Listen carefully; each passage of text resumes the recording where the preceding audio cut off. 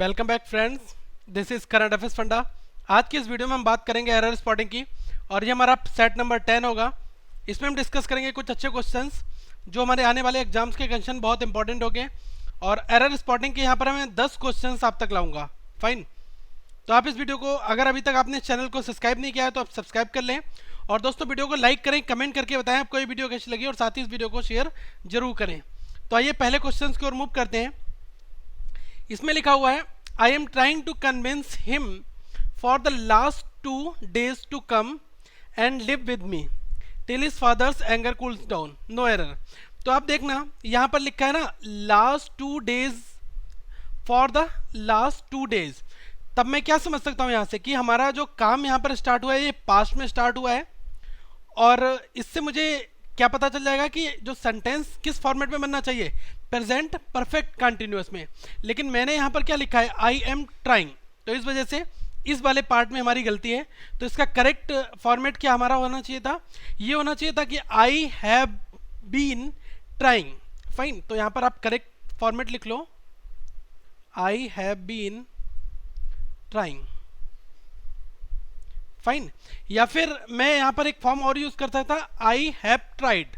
ये मेरा सेंटेंस भी इस हिसाब से ठीक हो जाता। ओके, लेकिन हमारा इसी ए वाले पार्ट में एरर है, जो ये पहला पार्ट है इसमें ही एरर होगी, क्योंकि यहाँ पर हमें पता है कि काम पास्ट में स्टार्ट हुआ है और प्रेजेंट तक चल रहा है। तो I am trying to convince him for the last 2 days to come. Okay, तो केवल इतना पढ़ने से ही मुझे पता चल गया कि एरर हमारे इस पार्ट में, या तो आप लिख दो कि आई हैव ट्राइड। फाइन, ये भी आपका ठीक हो जाएगा, बाकी का आगे ठीक रहेगा, आई हैव ट्राइड भी हमारा ठीक रहेगा। या फिर मैंने लिख दिया आई हैव बीन ट्राइंग, ये भी हमारा ठीक रहेगा। फाइन, तो ये कम्बिनेशन आपको यहाँ पर समझना होगा। जैसे एक बहुत फेमस यहाँ पर आप तक सेंटेंस में लाना चाहूँगा, आपने सुना होगा, I have been living here for the last 2 months। Tenses में अगर आपको बेसिक स्ट्रक्चर पता होगा तो जब कभी भी टाइम की बात आए, जैसे सिंस और फॉर का यूज होता है, तो हम वो चीजें अपनी परफेक्ट में बनाते हैं। फाइन, इस वजह से मैंने यहाँ पर हैव बीन का ये यूज किया है। ओके, नेक्स्ट बात करते हैं सेकंड की। इसमें कहा गया है, most of the popular tele serials are not only illogical in their story line but also crude in their presentation, no error. तो दोस्तों यहाँ पर किसी भी तरह की कोई एरर नहीं है। फाइन, ओके, नेक्स्ट बात करते हैं, नो एरर यहाँ पर आप काउंट करेंगे। नंबर 3 क्वेश्चन की अगर मैं बात करूं, इसमें कहा गया है, it is a pity that a son born from very good parents should live a life of misery and deprivation of the burst order. Fine, तो आप ये देखना कि यहाँ पर एक मैं आपको एक फ्रेज काइंड ऑफ समझाना चाहूंगा। ओके, इसमें क्या है कि जब हमने लिखा है ना कि from very good parents, okay, born from very good parents, तो आप एक चीज यहाँ पर ये देखना कि कभी भी अगर बॉर्न की बात आए तो एक फ्रेज काइंड ऑफ होता है, बॉर्न के बाद आप ऑफ का यूज करेंगे, और इसके बाद अगर कभी भी समबॉडी की बात की जाए, जैसे किसी के पेरेंट्स की, ठीक है, या फिर कोई यहाँ पर हम एक तरह से ऑब्जेक्ट की बात करते हैं, तो बॉर्न ऑफ दैट थिंग होगा यहाँ पर। ओके, तो इसी इन द सेम वे ये क्या हो गया, born of very bad parents या born of very good parents. Okay, तो यहाँ पर फ्रॉम ना होकर क्या होगा, ऑफ का यूज हम यहाँ पर करेंगे। फाइन, तो यही हमारे इस पार्ट में एरर है। नेक्स्ट बात करता हूँ नंबर 4 की। इसमें कहा गया है, I would have asked him to leave our house immediately if my father would not have been at home and out today. Fine, ये नो एरर यहाँ पर दिया हुआ है। अब आपको एक चीज यहाँ पर ये समझनी पड़ेगी कि ये अनरियल सिचुएशंस का यहाँ पर केस है, कंडीशनल सेंटेंसेस जो होते हैं वहां पर ये केस है। तो सबसे पहले मैं आपको इसका कंप्लीट स्ट्रक्चर आप तक बताना चाहूँगा। फाइन, तो सबसे पहले क्या होता है, अगर कुछ इस फॉर्मेट में आता है तो आपका एक स्ट्रक्चर वो ऐसा होता है कि सबसे पहले आपका सब्जेक्ट आएगा, उसके बाद आपका वुड या कुड हैव। फाइन, इसके बाद में वर्ब की थर्ड फॉर्म। ओके, और इसके बाद वाला जो सेंटेंस होता है वो हमारा इस फॉर्मेट में होता है, subject plus had plus verb की थर्ड फॉर्म। आप ध्यान रखना कि पहले वाला कभी कभी एरर इसी फॉर्मेट में दी होती है कि दोनों जगह आपका वुड हैव लगाया जाता है, तो पहला वाला वुड हैव हम रखेंगे, सेकंड वाला जो वुड हैव है उसको हम कनेक्ट कैंसिल करके किस में कन्वर्ट कर देंगे, हैड प्लस वर्ब की थर्ड फॉर्म में। यहाँ पर भी सेम यही हुआ है। इसमें लिखा है I would have asked him to leave our house immediately if my father. ये देखो दूसरा वाला जो वुड नॉट हैव बीन लिखा है ये हमारा कैंसिल आउट हो जाएगा और इसके प्लेस पर हमें क्या यूज करना पड़ेगा, यहाँ पर हैड नॉट बीन का हम यूज करेंगे, हैड नॉट बीन। बाकी हमारा ये सारा स्ट्रक्चर बिल्कुल ठीक रहेगा, बाकी कोई प्रॉब्लम यहाँ पर नहीं रहेगी। फाइन, तो ये आप ध्यान रखना, इस फॉर्मेट में हम इसको बेसिकली बनाते हैं। ओके, ये काफ़ी बार आपसे एग्जाम्स में पूछा जाता है। नेक्स्ट बात करते हैं नंबर 5 क्वेश्चन की। इसमें कहा है सुनीता's 2 brothers Ramesh and Bhupesh are very intelligent and hard working but I am sure I like the latter most.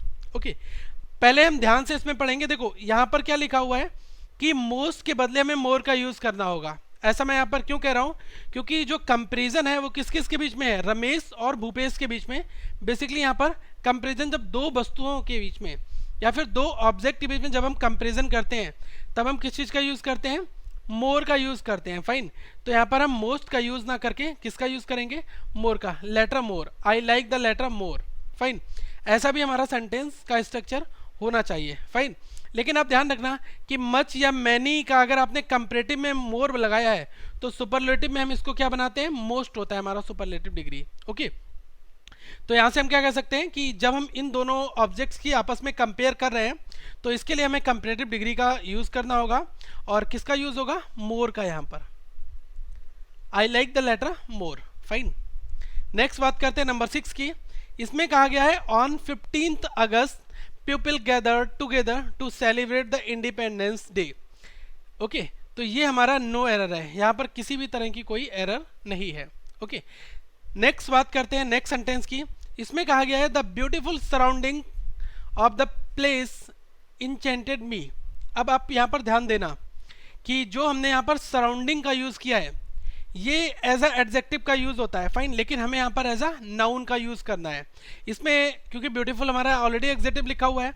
तो ये क्या होगा, the beautiful surroundings of the place होगा। तो यहाँ पर सराउंडिंग के प्लेस पर क्या यूज हो जाएगा, सराउंडिंग्स। फाइन, तो हमारी केवल इस पार्ट में ही एरर है। फाइन, तो सराउंडिंग के प्लेस पर क्या हो जाएगा, सराउंडिंग्स हो जाएगा।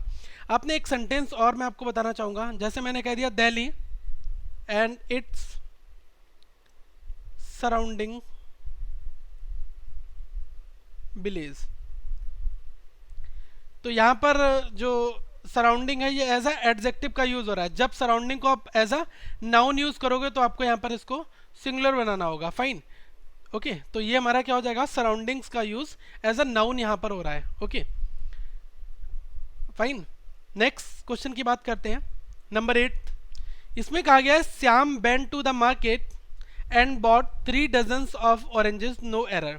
बहुत ध्यान देना, मैंने आपको स्टार्टिंग में भी जब नाउन आपको बताया है तब मैंने आपको वहां पर भी बताया कि कभी भी अगर डजन की मैं बात करूं इससे पहले कोई नंबर आ जाए, नंबर मतलब कोई न्यूमेरिक नंबर, न्यूमेरिक आ जाए या फिर इस डजन से पहले ए का यूज हो, ओके, तब आप कभी भी डजन्स का यूज नहीं करेंगे, आपको केवल डजन का यूज करना होगा। ओके, तो हमें यहाँ पर किस एरर है, डजन्स ऑफ ऑरेंजेस नहीं होगा, केवल हमारा क्या हो जाएगा, डजन होगा, डजन ऑरेंजेस। फाइन, तो ये हो जाएगा 3 डजन ऑरेंजेस। ओके, तो डजन्स ऑफ यहाँ पर गलत है, तो इसके प्लेस पर करेक्ट क्या होगा, डजन ऑरेंजेस। फाइन, तो इनको आप इस रूल को एज अ नोट डाउन कर लो।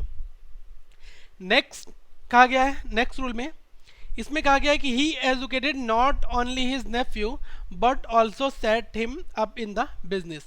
बहुत ध्यान से देखना कि हमें ये पता है कि नॉट ओनली का जो हम यूज करते हैं ये किसके साथ यूज करते हैं, बट ऑल्सो के साथ में। तो कभी भी क्या करते हैं, नॉट ओनली के साथ यहाँ पर वैन लगा दिया जाता है। फाइन, तो आपको वैन की जगह तो वट ऑल्सो लगाना होता है, लेकिन बहुत ध्यान देने योग्य बात यह है यहाँ पर कि देखो वट ऑल्सो के बाद इन्होंने क्या यूज करा है, सेट हिम का यूज किया है, सेट हम अब इन बिजनेस। लेकिन यहाँ पर लिखा है he educated not only his nephew, यहाँ पर नॉट ओनली के बाद में नेफ्यू का यूज हुआ है, तो ये हमारा करेक्ट फॉर्मेट नहीं है। इसका करेक्ट फॉर्मेट क्या बनेगा, he not only educated. Fine, he not only educated his nephew, उसके आगे हमारा एज इट इज, ये वाला आपको कॉपी कर देना है। फाइन, क्योंकि यहाँ पर ही एजुकेटेड नॉट ओनली नहीं होगा, ये होगा ही नॉट ओनली एजुकेटेड। उसने ना कि एजुकेटेड किया बल्कि अपने नेफ्यू को सेट भी कर दिया, ठीक है। तो ये मुझे लिखना है, ओके। तो यहाँ पर नॉट हिम के बाद, नॉट ओनली के बाद में हिज नेफ्यू लिखा है, यहाँ पर कंप्लीटली सेंस हमारा गलत हो जाएगा, ओके। और ये कंजक्शन होता है not only dot dot dot but also. जितने भी कंजक्शंस मैं बताऊंगा वहां पर आपको कंप्लीट एक्सप्लेनेशन भी साथ में दूंगा। नेक्स्ट अगर सेंटेंस की बात की जाए, इसमें कहा है the cause of sudden explosion in the aircraft had not been discovered till today. बहुत ध्यान देना है, यहाँ पर क्या लिखा हुआ है, टिल टुडे लिखा हुआ है, मतलब बात हमारी प्रेजेंट में हो रही है। तो कहाँ से हम यहाँ पर पास्ट का यूज नहीं कर सकते, ये आपने लिखा है हैड नॉट बीन, तो ये नहीं होगा। इसके प्लेस पर हम क्या लिखेंगे, हैज नॉट बीन, क्योंकि हम बात प्रेजेंट में कर रहे हैं ना, तो पास्ट यहाँ पर नहीं लगाएंगे। तो इसका करेक्ट क्या हो जाएगा, the cause of the sudden explosion in the aircraft has not been discovered till today. Fine, तो इस हैड नॉट बीन के प्लेस पर क्या लगाना होगा, हैज नॉट बीन का हम यूज करेंगे। फाइन, क्योंकि हमें इससे ये पता चल जाएगा कि कोई काम आज तक नहीं हुआ है, यहाँ पर बेसिकली ये कहने का मतलब है, ओके। आई होप आपको ये क्वेश्चन समझ में आए होंगे। अगर आपके कोई डाउट्स हैं तो आप कमेंट बॉक्स में जरूर लिखें दोस्तों, और साथ में इस वीडियो को लाइक करें, कमेंट करके आप अपने डाउट्स पूछ सकते हैं, और साथ में इस वीडियो को शेयर करें अपने सारे दोस्तों तक, ताकि आपके वो दोस्त जो कोचिंग अफोर्ड नहीं कर सकते उन तक भी ये वीडियो पहुंचे। आप इस वीडियो को सब्सक्राइब करें और हमारे फेसबुक पेज और ग्रुप को आप साथ में ज्वाइन कर लें। So thank for watching this video, have a good day.